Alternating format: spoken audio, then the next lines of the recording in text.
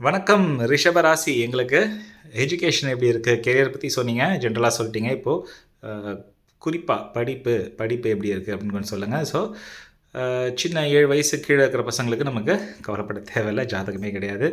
7லேருந்து 14 இப்போது நல்ல வித்தைகள் கற்று நல்ல சிறப்படையக்கூடிய நிலைமை. இப்போ நான் ஒரு குழந்தை வந்து 7 வயசில் பாட்டு கற்றுக்குது, இல்லை 10 வயசில் பாட்டு கற்றுக்குது, பேபி ஸ்டேஜில் போய் பெர்ஃபார்ம் பண்ணி நல்ல கைத்தட்டல், பாராட்டுக்கள்.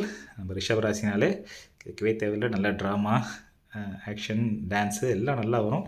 அதில் சிறப்பு மேன்மையான பொசிஷன் அடையக்கூடிய டைம் 7லேருந்து 14.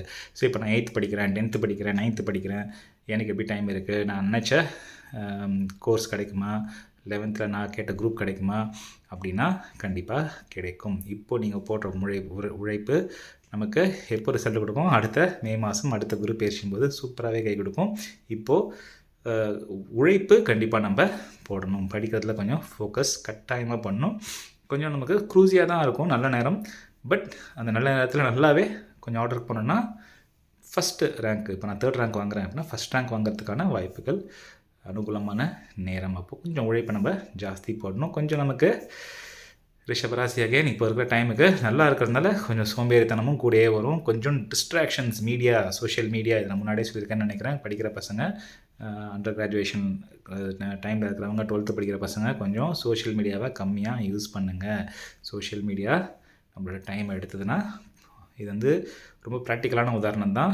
பட் டிஸ்ட்ராக்ஷன் சோஷியல் மீடியமாக வர்றதுல கொஞ்சம் கேர்ஃபுல்லாக இருக்கணும். இப்போ 18 வயசு 19 வயசு காலேஜ் படிக்கிறேன் அப்படின்னா கொஞ்சம் நமக்கு லவ் சம்மந்தப்பட்ட விஷயங்கள், இந்த மாதிரியான டிஸ்ட்ராக்ஷன்ஸ் வரத்துக்கு சான்சஸ் ஜாஸ்தி. ஸோ சூஸியாக இருக்கணும். நம்மளோட ப்ரையாரிட்டி நம்மளோட என்னன்றதை புரிஞ்சு அதுக்கேற்ற மாதிரி காய் நம்ம நகர்த்தணும்.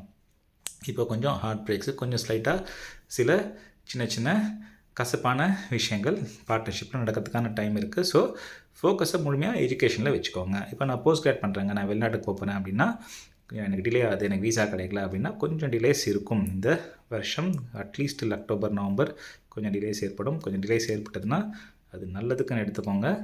டைம் ஆட்டோமேட்டிக்காக நமக்கு குரு அப்படி அடுத்த வருஷம் ஆரம்பிக்கும் போது குருவோட சஞ்சாரங்கள் ப்ரோக்ரெசிவாக உங்களுக்கு கிளியர் அவுட் பண்ணணும். ஸோ இப்போது வெளிநாட்டுக்கு போக முடியல அப்படின்னு வருத்தப்படுறதோட சிவியை இன்னும் கொஞ்சம் ஆர்டர் பண்ணி பெட்டர் பண்ணுங்கள். ரிசர்ச் பண்ணுறவங்களும் அற்புதமான டைம்.